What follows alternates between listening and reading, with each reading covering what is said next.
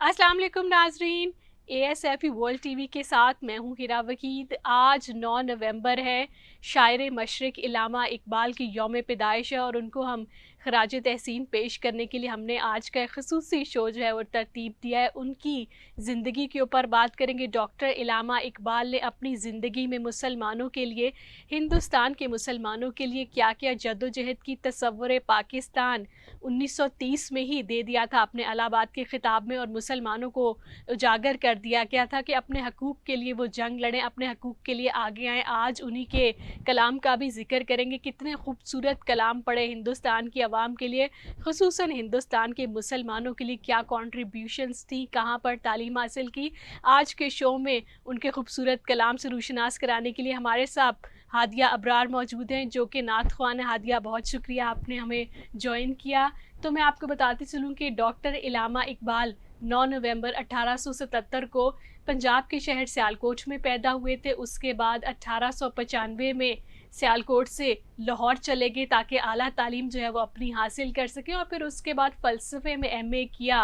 1899 में कर लिया उन्होंने, अपना MA मुकम्मल कर दिया। इसके बाद 1905 में बरतानिया चले गए ताकि वहाँ पर आला तालीम हासिल कर सकें, और ट्रिनिटी कॉलेज में दाखिला ले लिया और वहाँ पर BA की डिग्री भी वहाँ से हासिल कर ली। 1908 में ऑल इंडिया मुस्लिम लीग की जो लंदन में ब्रांच थी उसमें शमूलियत इख्तियार कर ली और अमली तौर पर सियासी सफ़र का आपने आगाज़ कर दिया ताकि मुसलमानों को उजागर कर सके, मुसलमानों की ज़िंदगियों में बेहतरी ला सकें। और ये सफ़र चलता रहा। 1908 में वो वापस हिंदुस्तान पहुंच गए ताकि मज़ीद हिंदुस्तान में जो मुसलमान हैं एक अरसे से अपने हकूक़ से दूर हैं, उनको रूशनास करवाया जा सके। और फिर 1911 तक उनकी मुख्तलिफ़ तसानीफ़ आती रहीं, मुख्तलिफ़ किताबें शाया होती रहीं। 1911 में इल्लामा इकबाल को हिंदुस्तान में बतौर शायर, फ़लसफ़ा के तौर पर उनको जाना माना जाता रहा और एक बहुत बड़ा नाम जो है वो बन चुके थे। उसके बाद 1923 में बरतानवी हुकूमत की जानिब से डॉक्टर इल्लामा इकबाल को सर का खिताब दिया गया। ये कोई एजाज़ से कम बात नहीं थी एक मुसलमान के लिए, एक मुसलमान शायर के लिए, एक फ़लसफ़ी के लिए। उसके बाद 1932 में उनकी मशहूर किताब जावेदनामा जो थी वो भी शाया होती रही। इसके साथ साथ इससे पहले भी और इसके बाद भी गाहे बगाहे उनकी मुख्तलिफ़ किताबें शेर व शायरी की जो है वो शाया होती रहीं बर वक्त के साथ साथ। और उसके साथ साथ अपनी जद्दोजहद जारी रही। और उसके साथ एक अहम वाक़या आपको बता दूं कि सन 1930 में इलाहाबाद में जो सालाना जलसा था उसमें उन्होंने ख़िताब किया, बड़ा ज़बरदस्त ख़िताब किया, और वहाँ पर उन्होंने तसव्वुर पाकिस्तान पेश किया जो कि फिर पाकिस्तान तहरीक पाकिस्तान की बुनियाद बना, और फिर जिस बुनियाद के ऊपर पाकिस्तान को मुसलमानों ने हासिल किया। फिर उसके बाद 21 अप्रैल को 1938 में लाहौर में वफ़ात पाई। काफ़ी ज़्यादा अलील थे और लाहौर में ही डॉक्टर इल्लामा इकबाल को सपुर्द खाक कर दिया गया। डॉक्टर साहब के कलाम में हिंदी निसाब भी पाया जाता है, जैसा कि इल्लामा इकबाल का तराना हिंदी में लिखा गया जिसे आज भी हिंदुस्तान के लोग पढ़ते हैं, पसंद करते हैं और फिर आगे भी इसे फैलाते हैं। इस तराने के हर ख़ास व आम में मकबूलियत का अंदाज़ा इस बात से लगाया जा सकता है कि 1984 में हिंदुस्तान ने, जो कि अब इंडिया जो कि भारत बन चुका है, उन्होंने अपना एक रॉकेट जो था वो खला में भेजा। और उस वक्त की जो वज़ीर आज़म थी इंदिरा गांधी, उन्होंने जो रॉकेट के अंदर उनका एस्ट्रोनॉट था उससे पूछा, राकेश शर्मा जिसका नाम था, उससे पूछा कि खला में जाकर अगर आप वहाँ से ऊपर से हिंदुस्तान का नज़ारा देखते हैं तो कैसा पाते हैं हिंदुस्तान को, और हिंदुस्तान को कैसा देख रहे हैं आप खला में जाके। जिसके ऊपर राकेश जो थे बहुत ज़्यादा जज्बाती हो गए। उन्होंने उस वक्त ये शेर पढ़ा, सारे जहां से अच्छा हिंदुस्तान हमारा, हम बुलबुलें हैं इसकी, ये गुलिस्तान हमारा।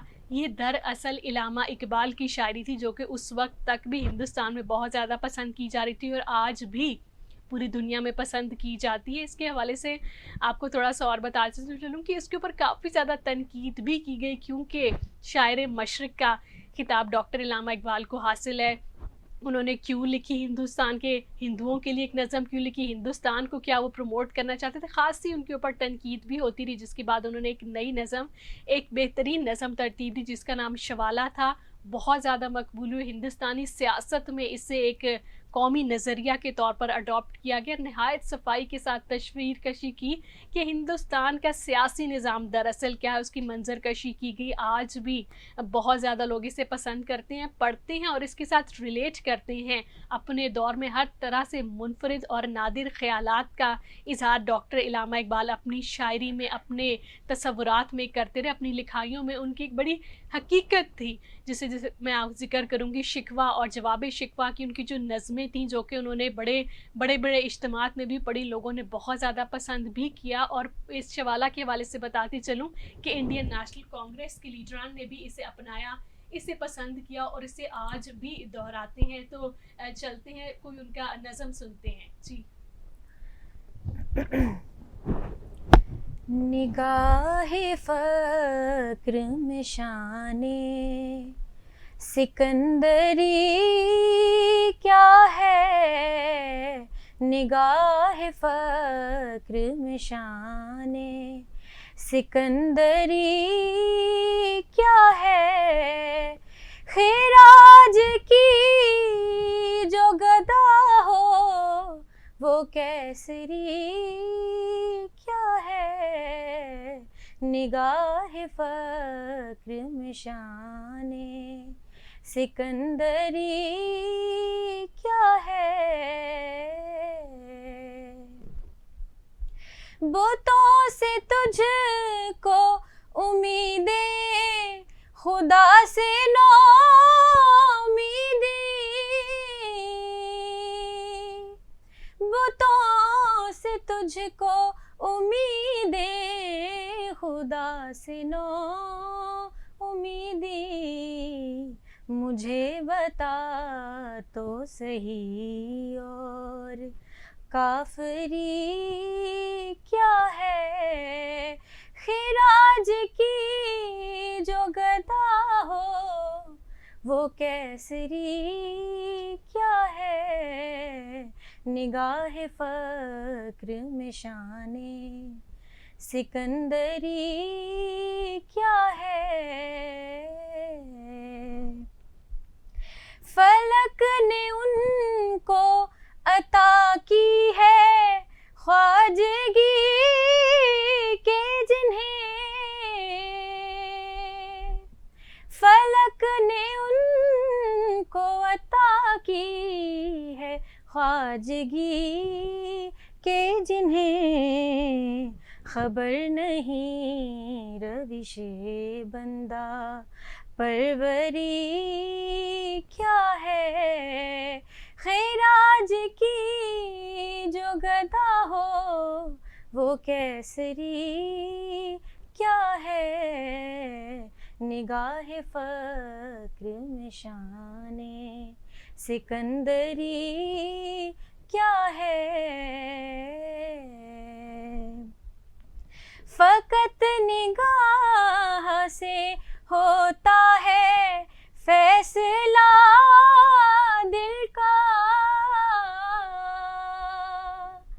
فقط نگاہ سے ہوتا ہے فیصلہ دل کا. نہ ہو نگاہ میں شوخی تو دلبری کیا ہے, خراج کی جو گدا ہو وہ کیسری کیا ہے, نگاہ فقر میں شان سکندری کیا ہے. بہت شکریہ. کیا بات ہے اس کلام کی جو کہ ڈاکٹر علامہ اقبال نے لکھا تھا, جسے آج بھی پڑھا اور سنا جاتا ہے.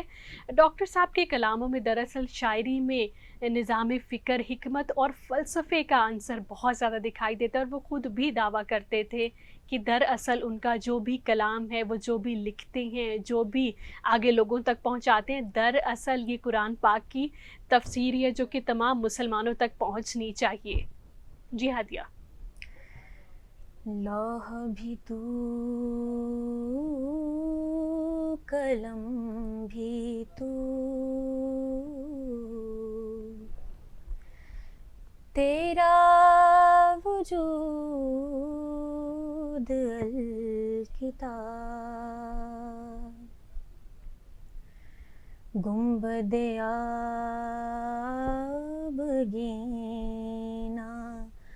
رنگ تیرے محیط میں ہوا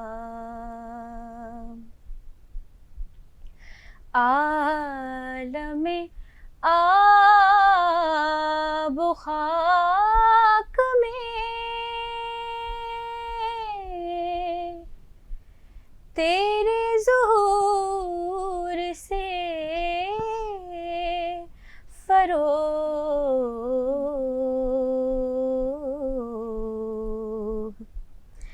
ذرہ ریگ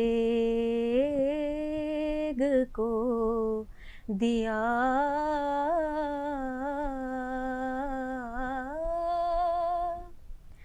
تو نے طلوع آفتاب لوح بھی تو قلم بھی تو تیرا وجود الکتاب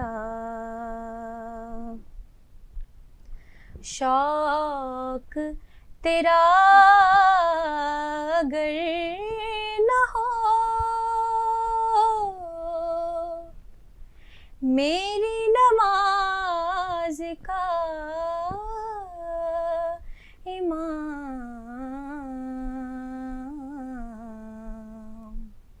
لوح بھی تو قلم بھی تو تیرا وجود الکتاب گنبد آبگینہ رنگ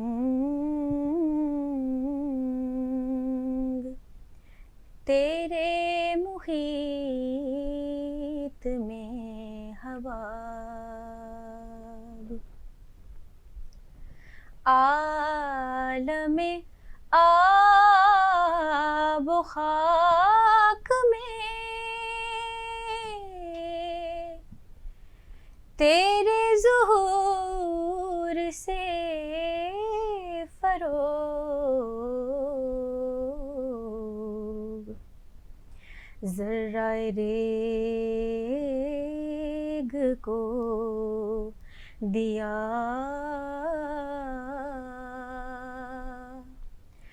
تو نے طلوع آفتاب لوح بھی تو قلم بھی تو تیرا وجود الکتاب شوق تیرا اگر نہ ہو میری نماز کا امام میرا قیام بھی حجاب